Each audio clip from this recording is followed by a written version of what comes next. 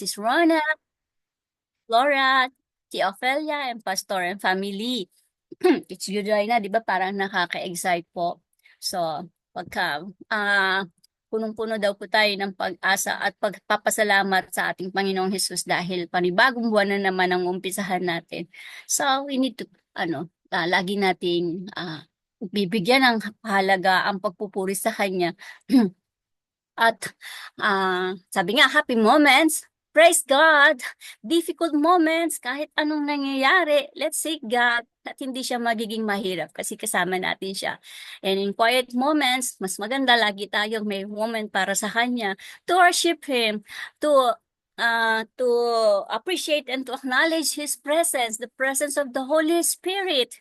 And meron tayong mga nararamdamang kasakitan, internal, physically, mula ulo hanggang paa, kasakitan ng puso, yung mga emotional, mga emotional, stress tayo, whatsoever.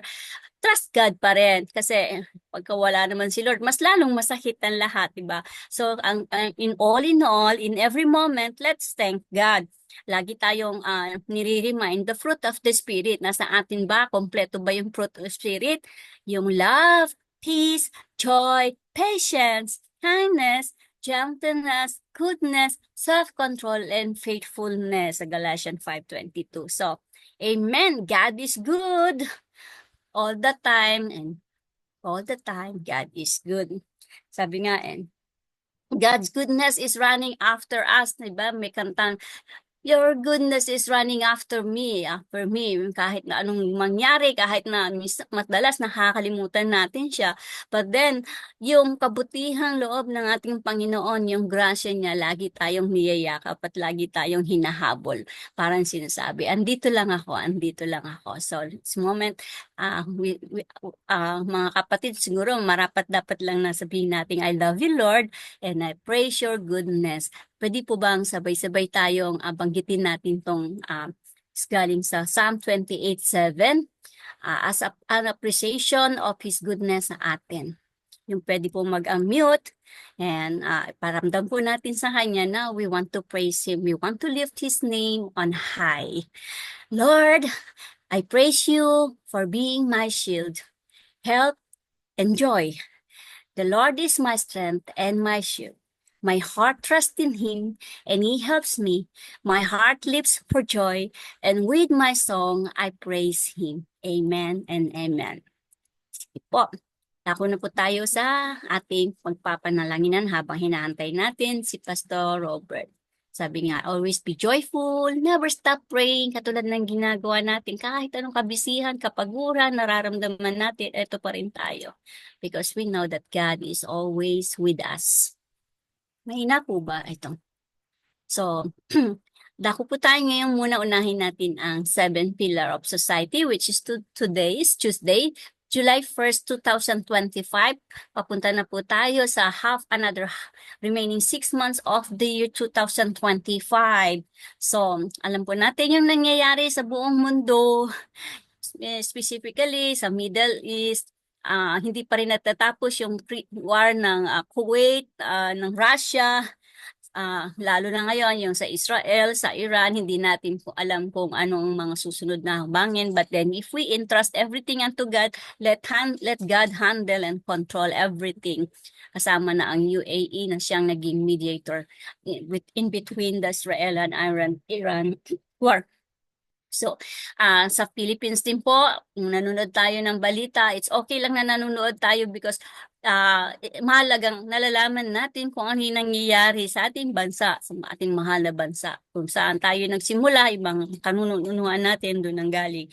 And malulungkot tayo, meron tayong napapanood na aksidente, namatay, nasagasaan, tumatawid lang, nasagasaan. At ngayon, mga kababayan natin, may mga naapektuhan ng mga baha. Kikita natin kung gaano kadumi yung mga tubig na baha, di ba? Pag na-imagine natin nandoon tayo, di ba? Ano pa yung gagawin natin? Ano pa yung mangyayari sa atin? And then, sari-saring mga issue, problema, magpapasalamat tayo kay Lord kasi kahit na magkakahiwalay tayo, nasa iba-ibang lugar tayo ng mundo, hindi tayo nakakaranas ng mga ng mga pangyayari na alam nating somehow ikakalungkot natin, ikakahirap ng ng ating damdamin. So, ang tangi nating magagawa, ipagdasal natin sila, mga kababayan nating naapektuhan ng kung ano nung issue doon sa Pilipinas, mga problema, mga struggles nila, challenges. Meron pa rin mga naghihirap, hindi nakakakain, walang mga damit, walang mga, kung pwede lang pag nakakarinig tayo, wala kaming damit, wala kaming bahay, kahit sana kumot, tuwalya, yung mga personal, pwede nating ipadala sa kanila, why not, di po ba? So, si Lord, naririnig naman ni Lord ang ating panalangin. So, meron nga sinasabing papadala niya na tulong galing sa ibang tao. So, kung man mga issues doon, let's give it to God. And thank God also for all the blessings, yung mga answered prayer. Tuloy-tuloy tayong nananalangin kasi alam natin si Lord ay laging nakikinig. So, sa pagkakataon po ito, pwede ko po bang hilingin si Kuya Virgil to lead as for this prayer focus, and then makikiisa po kami sa inyo sa panalangin. Sige Salamat po. po. Okay. Most gracious Heavenly Father, hallelujah. Abba Father, Lord Jesus Christ, hallelujah. Holy Spirit, hallelujah. Our triune God, we praise you and thank you for gathering us this wonderful Tuesday morning to be with this Daybreak Global, O Panginoon. Tinataas po namin ang mga bansa na ngayon po ay hindi ka nais-nais ang nangyayari, Panginoon. Lalo-lalo na po ang bansang Israel, Panginoon, na ang kalaban ay Iran. Gayon din po ang Amerika na damay na. Gayon lahat po ng mga bansang may nagkakagulo ngayon, Panginoon. Iwasan mo po, Panginoon, yung kapangyarihan mo dapat umiral, Panginoon, yung sovereign mo dapat manguna, Panginoon, na ikaw ang may tanan sa lahat ng bansa na ito, Panginoon. Kapayapaan po ang dalangin namin, Panginoon. Nililift up namin ang lahat ng mga bansang to na walang pagkakaunawaan. Ikaw po ang tinataas namin na ikaw mangunguna. Yung mga leader po ng bansang to, mga presidente, mga prime minister, at saka lahat po ng kanilang mga leader, Panginoon, bigyan mo ng tamang karumukan. Yung wisdom po na hindi po makakasakit o makakasira sa kanilang bansa, Panginoon.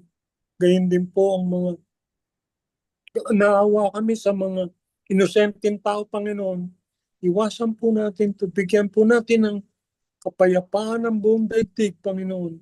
Lalo-lalo na po nangyayari ngayon sa Amerika, sa Qatar, sa USA, sa Iran, Israel, Kuwait, sa UAE, Middle East po ang nakakonsentrate po ang nag-aaway na faction sa Middle East, Panginoon. Bigyan mo po ng kapayapaan itong lugar na to, Panginoon. Marami po pa tayong mga mananampalataya na nandiyan dyan, Panginoon, na nagdadasal din, na hinihingi ang iyong tulong, Panginoong Jesus, na sa iyong pangalan, lahat ng kanilang mga gagawin, lahat ng kanilang decision, ay mahihinto ang pag-aaway na to, ang kaguluhan na to, Panginoon, at umiral ang kapayapaan. Panginoon, na dalangin din po namin ang aming bansa,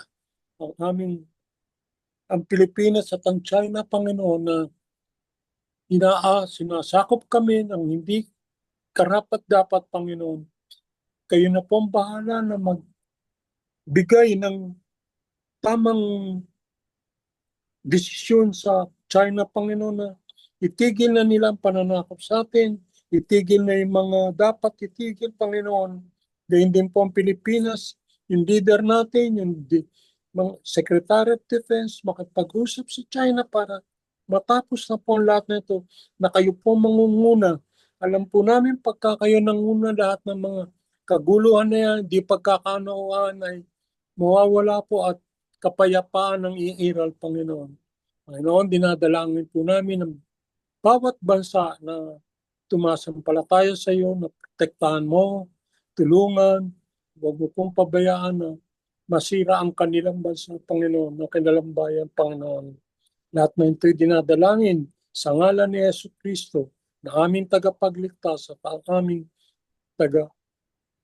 ang aming katotohanan sa buhay, Panginoon. Lahat na ito ay para sa iyo, Lord Jesus. Amen. Amen. Amen, amen, amen. Thank you po, Kuya Virgil. Welcome. Samantala pong hinto po muna tayo. Narito na po si Pastor Robert. Unahin na po natin siya. Baka marami pa siyang lakad. Sige, tuloy po Wala natin. po. Break. Sige. So purihin ang ating Panginoon dahil nakahabol ako. Praise God po. Pero lumipat ako ng bahay. Nandito kami sa Pampanga kasi ngayon. Malakas naman ang internet doon sa bahay ng aking hipag. So biglang nawala. Medyo malabo lang itong kinaroroonan ko ngayon dahil apurahan na po ito. So sige po. Share ko lang aking screen. Pinapawisan ako dahil Time po, pahinga muna. okay lang. So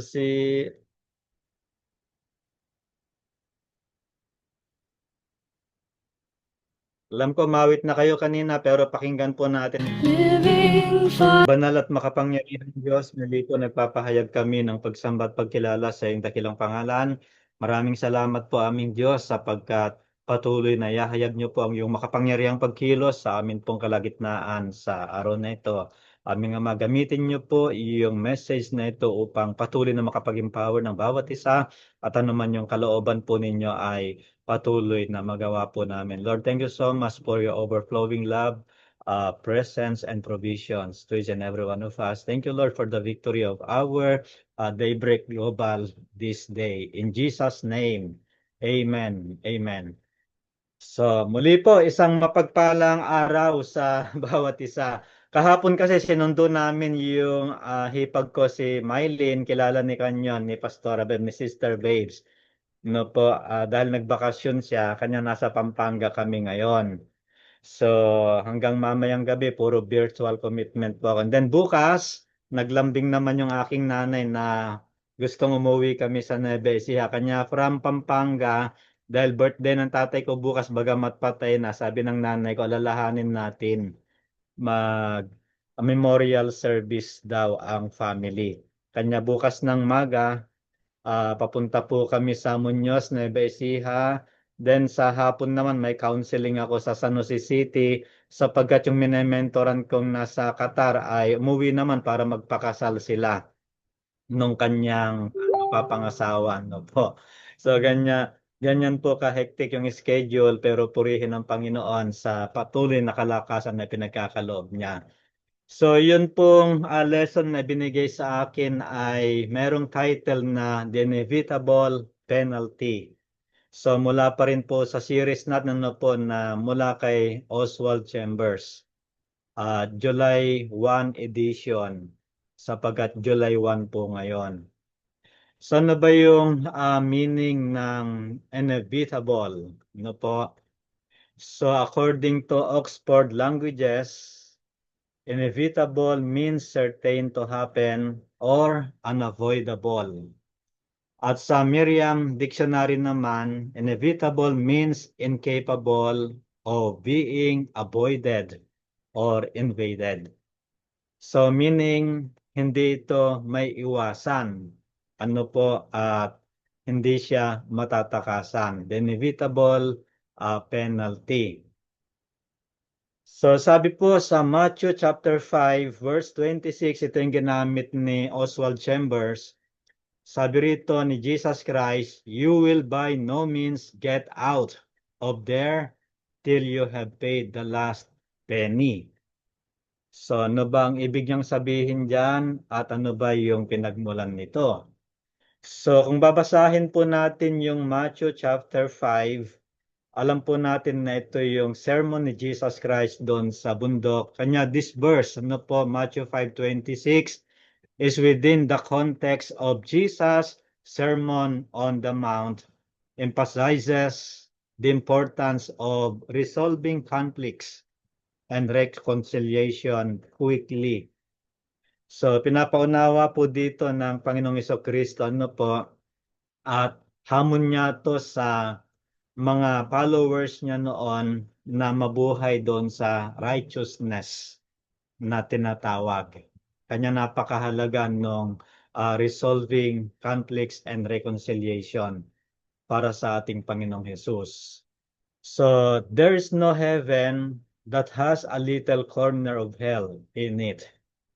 So, talagang may pinakikita rito ni Oswald Chambers po na talagang may mga sitwasyon na magkakaroon tayo ng problema, ng conflict, o kaya naman mga challenges sa paglalakbay po natin bilang mga mananampalataya. At hindi madali po na marating talaga yung righteousness na sinasabi ng Panginoon, pero kaya po natin yon because God is determined to make you or to make us pure, holy, and right, and He will not allow us to escape from the scrutiny of the Holy Spirit for even one moment.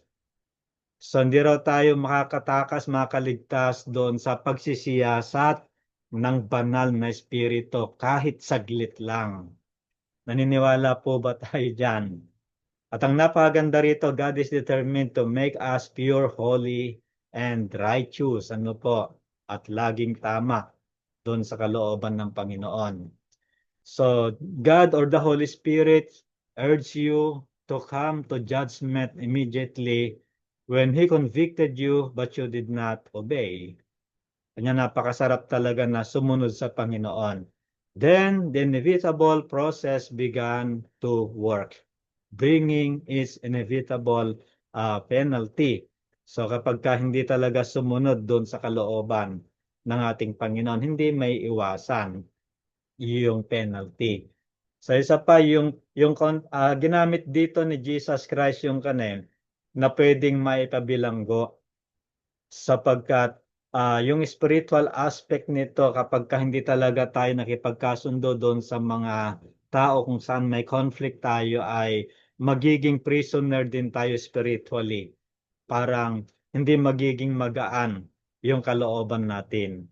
Now you have been thrown into prison, sabi niya, you will be no means get out of there till you have paid the last penny. Na pinapaunawa po rito na kahit napakalit mang kasalanan, hindi dapat na binabaliwala ito sapagkat may konsekwensya pa rin yon.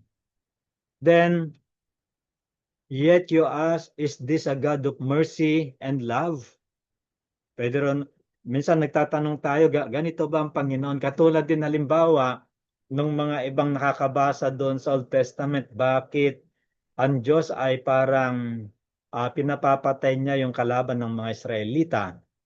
So bakit kinakailangan niyang wasakin yung mga lungsod ng kanilang kaaway? Is this a merciful and loving God?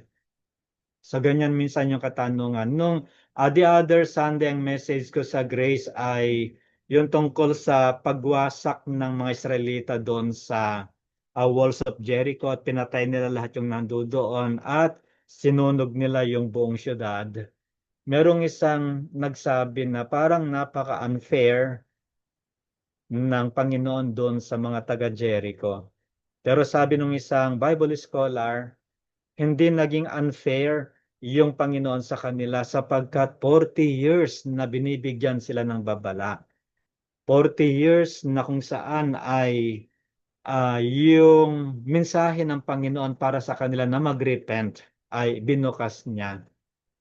So kanya hindi unfair sa kanila. Punong-puno pa rin ng pagmamahal yung ating Panginoon. Kanya lang sabi doon, hindi dapat na makontaminate yung mga Israelites.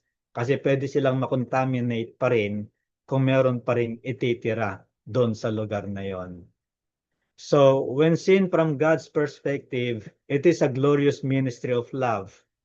Itong pinag-aaralan natin ngayon sapagkat yung concern ng Panginoon, nabantayan tayo araw-araw, i-convict yung ating mga puso at patuloy na turuan kung paano talagang mariresolve yung lahat ng mga conflict natin ay ministry of love ng ating Panginoon yan. Sapagkat ayaw niya na mabuhay tayo doon sa talagang malayo sa kanyang kalooban. God is going to bring you out pure, spotless, and undefiled.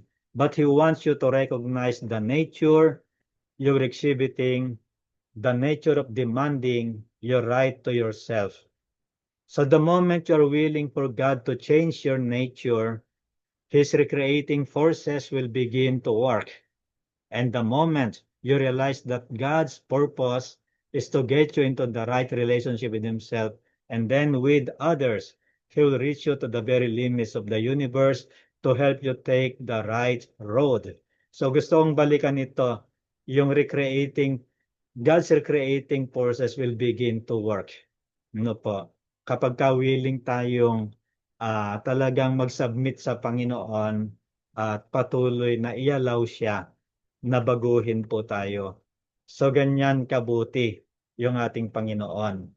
So decide to do it right now saying, "Yes, Lord, I will write that letter."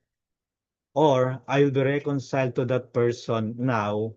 So challenge ito, halimbawa may mga tao talaga na parang galit sa atin o parang merong hindi magandang relationship sa atin.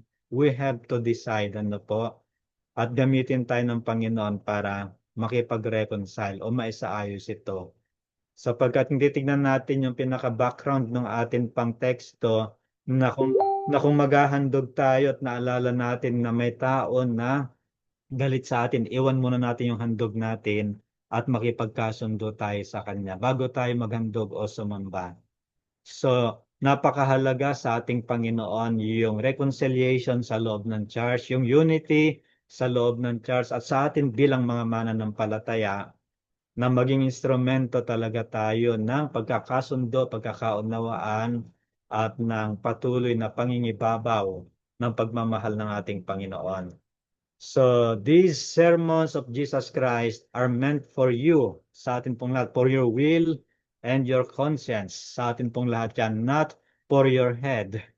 So, hindi lang para magkaroon tayo ng kaalaman, kundi sa buong pagkatao natin pumasok ito. If you dispute these verses from the Sermon on the Mount with your head, you will dull the appeal to your heart. So magiging walang kabuluhan nito sa puso natin. Ano po? Parang hindi tayo mababago. If you find yourself asking, I wonder why I'm not growing spiritually with God, then ask yourself if you are paying your debts from God's standpoint. So yung debts, yung utang pong sinasabi dito ay talaga bang nakikipagkasundo tayo doon sa iba. Hindi siya yung literal na utang yung binabanggit dito. So do now what you will have to do someday. Every moral question or call comes with an ought.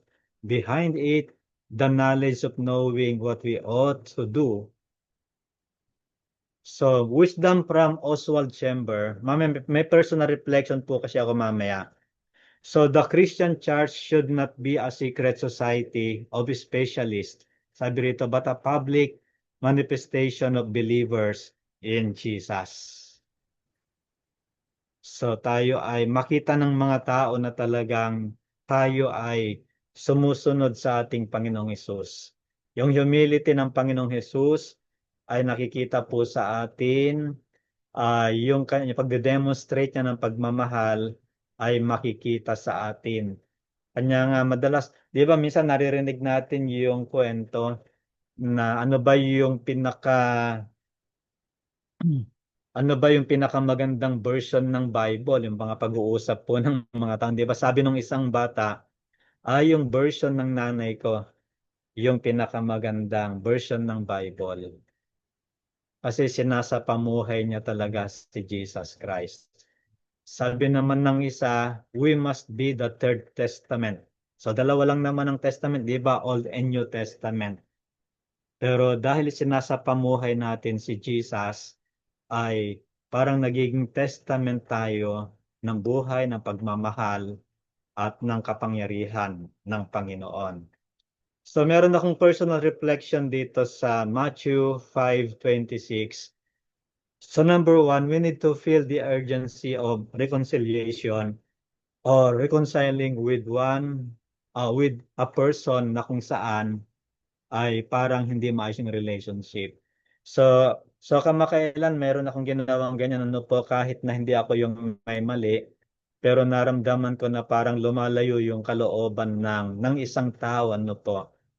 So gumawa ako ng paraan para magkausap kami, lumabas kami, at talagang pinag-usapan namin ng lubusan yung sitwasyon. And praise God, so na-reconcile. Kinakailangan lang talagang mag-usap, no po, para maisaayos yung mga conflict na tinatawag. So don't hesitate to take the initiative. Minsan kasi parang takot tayong mag-initiate, no po, ng pakikipag-usap o reconcile. Hinahayaan natin na lumipas lang yung panahon sapagkat may kaisipan na lilipas din yan. Pero hindi po totoo yun. Kailangan i-confront natin yon sa magandang kaparaanan. Number 3, demonstrate the humility of Jesus. Meron akong nabasa dati na article tungkol doon sa anatomy of relationship. No po, merong dalawang pinupunto doon, yung heart of war saka yung heart of peace. Kapag yung nakipag-usap tayo sa isang tao na nasa heart of war tayo, ang gusto lang natin ay manalo. Ang gusto lang natin ay maipakita na magaling tayo. Gagawin natin yung lahat ng paraan para manalo tayo doon sa usapin na yon. Sapagat gusto nating patunayan na tayo yung tama at siya yung mali. So ang purpose nung nasa heart of war ay makikipag-usap na gusto niyang siya yung manalo at mangibabaw. Pero yung heart of peace, ang layunin niya ay makipag-usap na kung saan ay makikinig, uunawa, at hanggang sa ma-restore po yung relationship at ma-reconcile yung anumang dapat na ma-reconcile.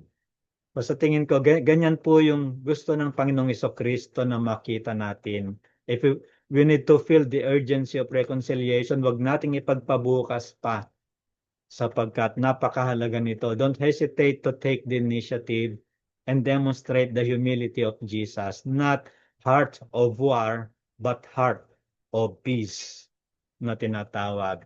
Kanya, sa isa sa mga sermon ko dati sa Grace, ito po yung sermon ko, where Jesus rules, life improves. Kapag nahayaan natin na si Jesus yung nagro-rule, namamahala sa buhay natin, sa puso natin, sa pagkatao natin, hindi lang mag-improve yung buhay natin, mag-improve yung relationship natin sa kapwa, at mag-improve yung lahat ng mga aspeto ng ating buhay po, ministry, pamilya, at makakatulong din tayo para mag-improve yung bawat sitwasyon, lalong-lalo na sa church o maging sa organization kung saan man po tayo ginagamit ng ating Panginoon. Kanya pinaawit ko kanina, living for Jesus, sapagkat napakahalaga na yung buhay natin ay punong-puno ng presensya ng Panginoong Hesus sa bawat araw. So yan po yung nais kong ma-share sa hapong ito, mga kapatid. Hapon na rito sa Pilipinas. So God bless everyone.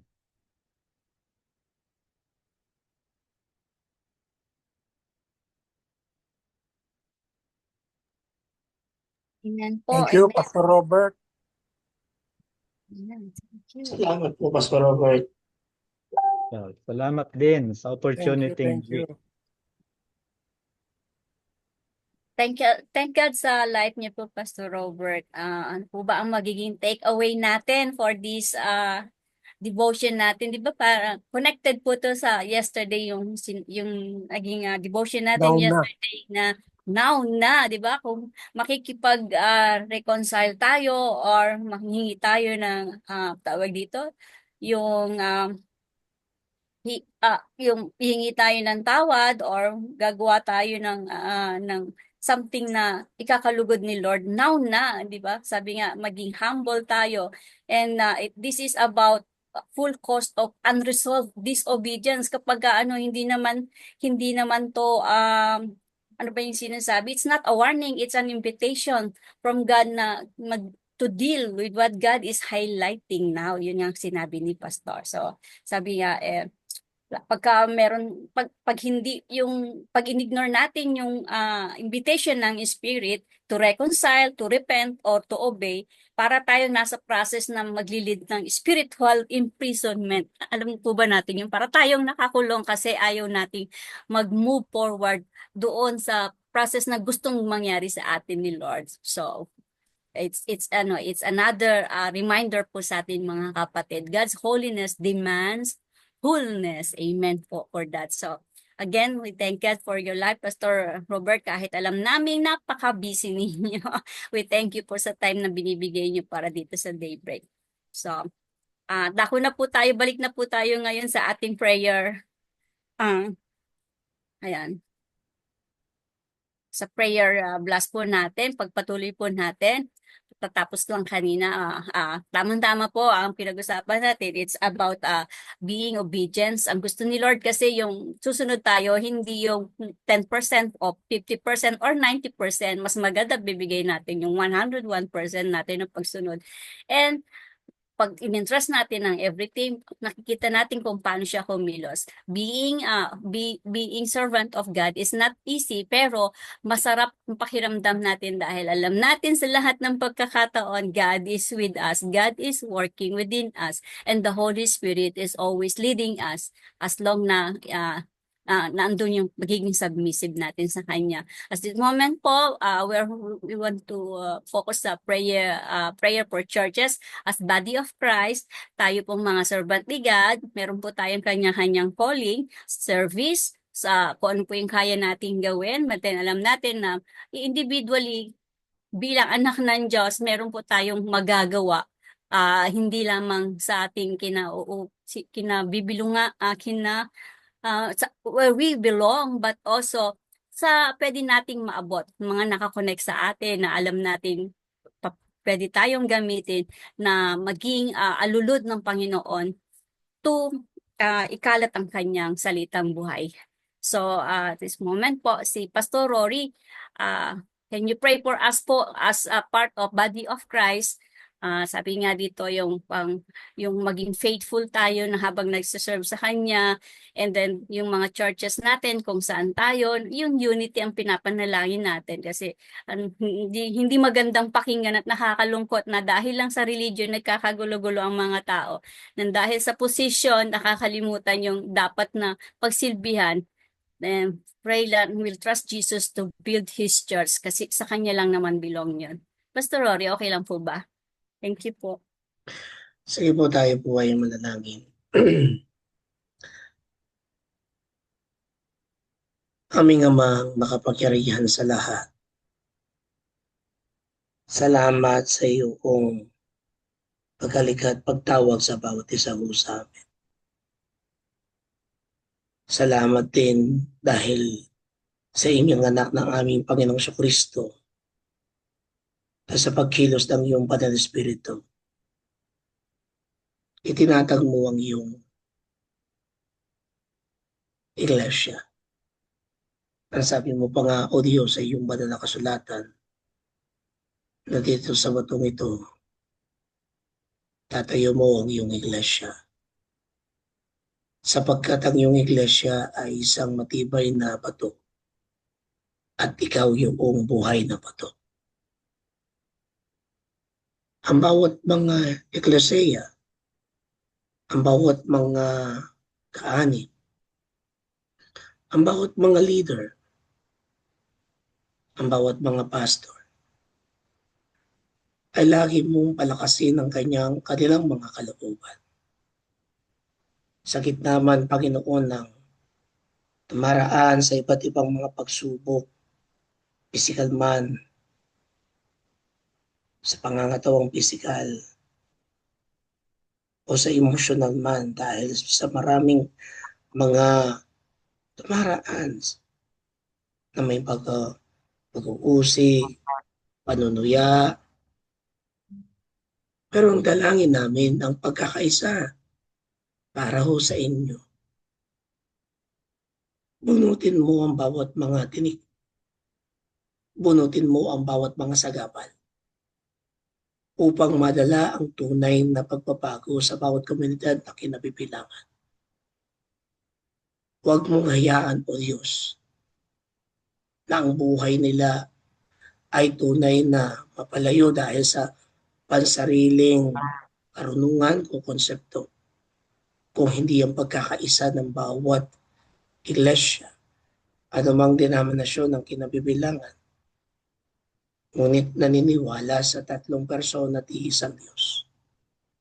Kaya ang aming panalangin, Panginoon, ay tunay na magkaroon ng tunay at ganap na pagtitiwala sa inyo. Yung unang pagmamahal sa inyo at unang mahubog para sa inyo upang may pahayag ang iyong banal na kasulatan sapagkat ikaw ang kanilang kalakasan. Ikaw ang aming sandigan.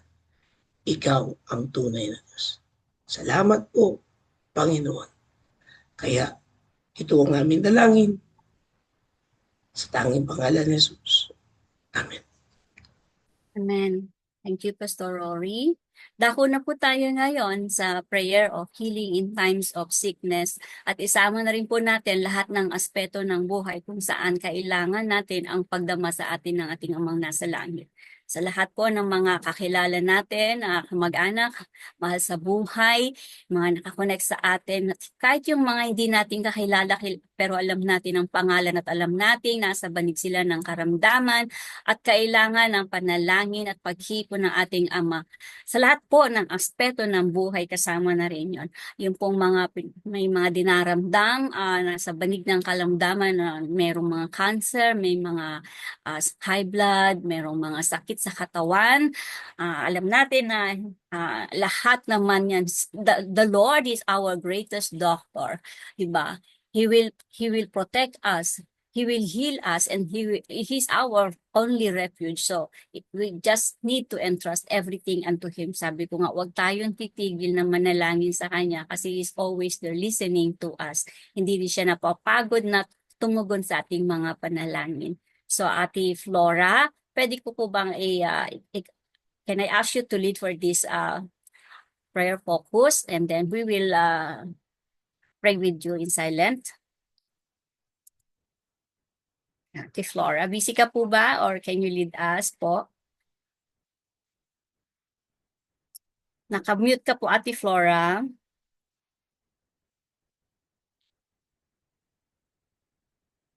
Busy ata siya. Ayan. Madali lang po. Okay po, thank you.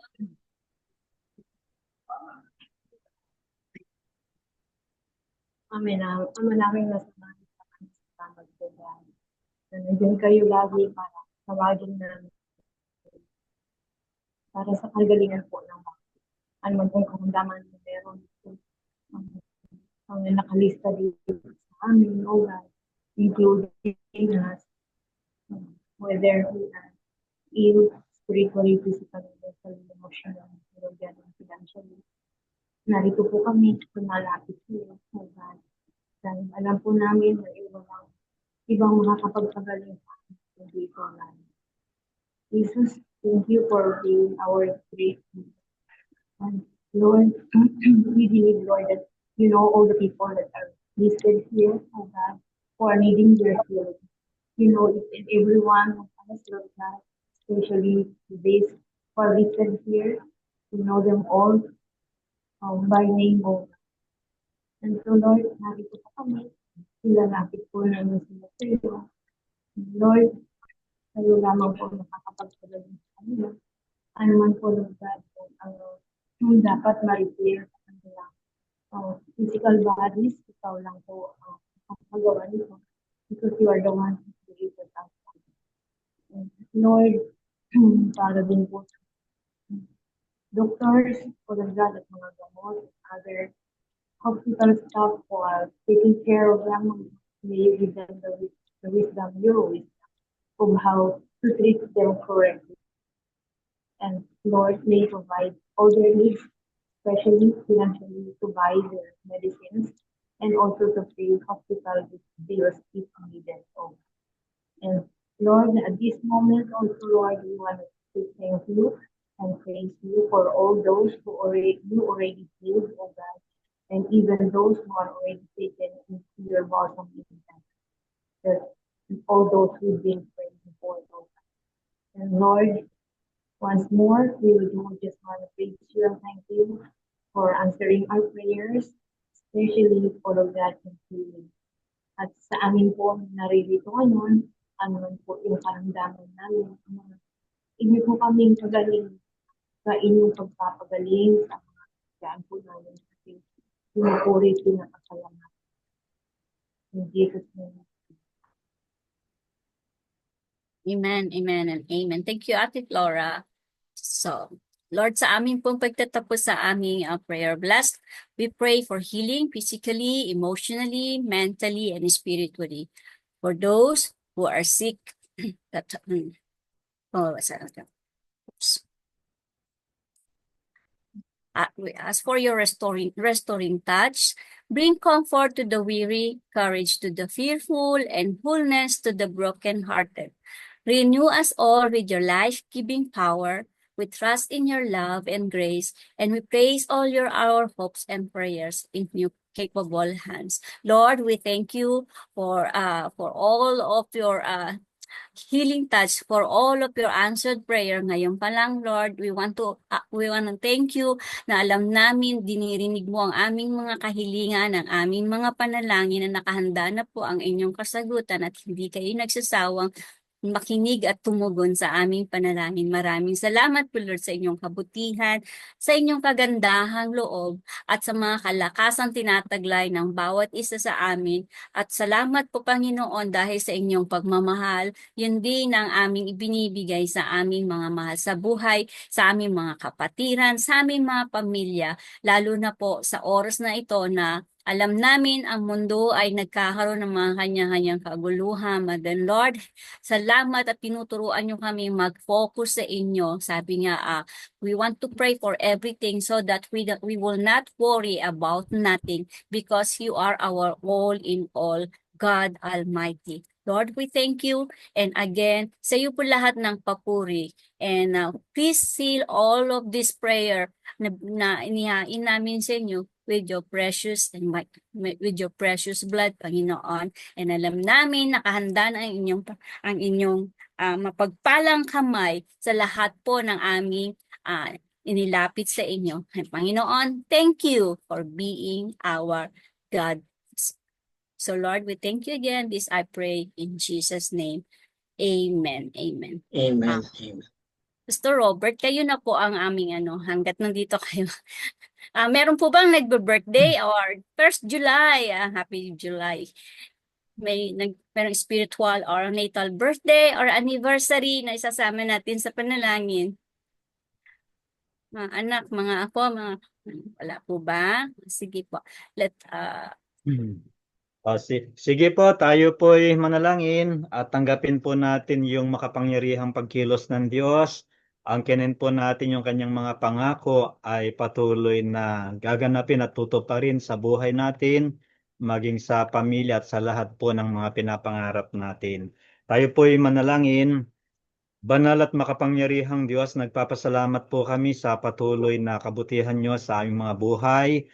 Maraming salamat po aming Diyos sapagkat nagtitiwala kami na lahat ng mga binigkas ng mga panalangin kanina pa, hindi nyo lamang po narinig, kundi ito ay tutugunin po sa ngayon sa iyong masaganang biyaya, kahabagan at pagpapala sa lahat ng mga anak nyong naririto at maging yung mga pinag-pray po namin ay mararanasan nila yung makapangyarihang pagkilos po ninyo, aming Panginoon, sapagkat hindi malilimitahan, aming Panginoon, ang kapangyarihan ng banal na Espiritu na ipinangako po ninyo na laging sasama sa amin, laging dadaloy sa aming mga puso, magbibigay ng inspirasyon, magbibigay po ng katatagan, ng pag-asa, ng karunungan, at matutulungan kaming makita, O Lord, yung mga magagandang mga plano nyo pa para sa aming mga buhay.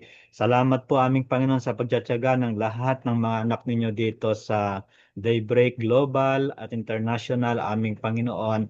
Hinihiling ko po na laging maranasan po nila mga special favor na kaloob po ninyo, aming Panginoon. Lagi nilang maramdaman ang iyong pagyakap sa kanilang mga buhay at sa panahon na nag-struggle po sila sa iba't ibang mga sitwasyon at karanasan, Patunayan niyo po na kayo na Diyos ay laging tutugon sa lahat ng mga sitwasyon ng kanilang mga buhay. Tulungan niyo silang mas maging matatag pa yung kanilang pananampalataya. Tulungan niyo po yung bawat isa na maramdaman po aming Panginoon na kayo ay Diyos na inaakay ang bawat isa patungo sa higit pang tagumpay. Masiyangat niyo pa yung kalagayan ng buhay, kalagayan ng pananampalataya, at maging yung kanilang mga trabaho at lahat ng mga responsibilidad na ginagampanan. Sasamahan niyo po sila sapagkat kalooban po ninyo na lahat ay mag-improve sa buhay ng mga nagtitiwala sa inyo, aming Panginoon. Maging kanilang pamilya, maranasan po yung tugon, hindi lamang Panginoon sa mga pangailangan po nilang financial at material, kundi tugon, Lord, sa mas maganda pang kalusugan po nila, tugon sa lahat ng mga dinidesire ng kanilang mga puso at mga pinapangarap, aming Panginoon. O Lord, salamat po sa kanilang paglilingkod sa inyo. Lahat ng mga ministries na ginagampanan ng mga anak ninyong naririto, aming Panginoon, via Zoom, ay patuloy na ipagkakalob niyo po yung masagkanang biyaya, aming Panginoon. Lord, ibuhos niyo po sa kanila ang iyong tuloy-tuloy na bendisyon. Tulungan niyo po silang patuloy na maramdaman yung apoy na binabagsak po ninyo, magpapaalab pa sa kanilang pananampalataya. Maramdaman po nila, aming Panginoon, yung tamis ng iyong banal na presensya, aming Panginoon, at wasak ang lahat ng gawa ng kaaway in the name of Jesus. Takpan niyo po ang lahat ng naririto ng banal dugo ng Panginoong Jesucristo. Sugo niyo po sa kanila lagi mga ministering angels upang mag-minister sa kanila, lalo na sa panahon, aming Panginoon, ng ang mga challenges, at yung mga warring angels, aming Panginoon, palibot niyo po sa kanilang mga lugar at samahan sila lagi sa lahat ng mga pupuntahan at tuloy-tuloy ding maramdaman nila, aming Panginoon, kung gaano katindi ang iyong kapangyarihan sa buhay ng bawat isa. Lord, salamat sa maraming mga tagumpay. Salamat, aming Panginoon, sa maraming ipagkakaloob po ninyo na kamangha-manghang mga bagay sa buhay ng mga anak ninyong naririto, aming Panginoon. Sa iyo po ang kapurihan at ang karangalan sa tanging pangalan ng Panginoong Hesus. At ngayon, mga minamahal, patuloy na tanggapin ninyo yung pagpapala ng ating kataas-taasang Diyos. Umayo tayong lahat na taglay yung panibagong pag-asa, panibagong kalakasan, at panibagong kapahayagan ng paglilingkod at pananampalataya sa ating Panginoon. Nais ng Diyos na mag-level up tayo sa lahat ng aspeto. At igawad sa atin ng ating Diyos yung kanyang pinakamasaganang bendisyon at pagpapala sa pangalan ng Ama at ng Anak at ng Banal na Espiritu. Amen and Amen. Thank you, So, Pastor. God bless. God bless Yes po. po. Shalom, shalom. Salamat. Pastor. Shalom. Thank you. God bless Sige bawat po, isa. bago po tayo mag-iwain God muna, bless. picture muna. Sister Paige, pwede ano mo muna? Sure po, sige. Give our best smile to the Lord. Okay. One, Pakitanggal po. Pakitanggal yung screen na share screen. ay, sorry naman.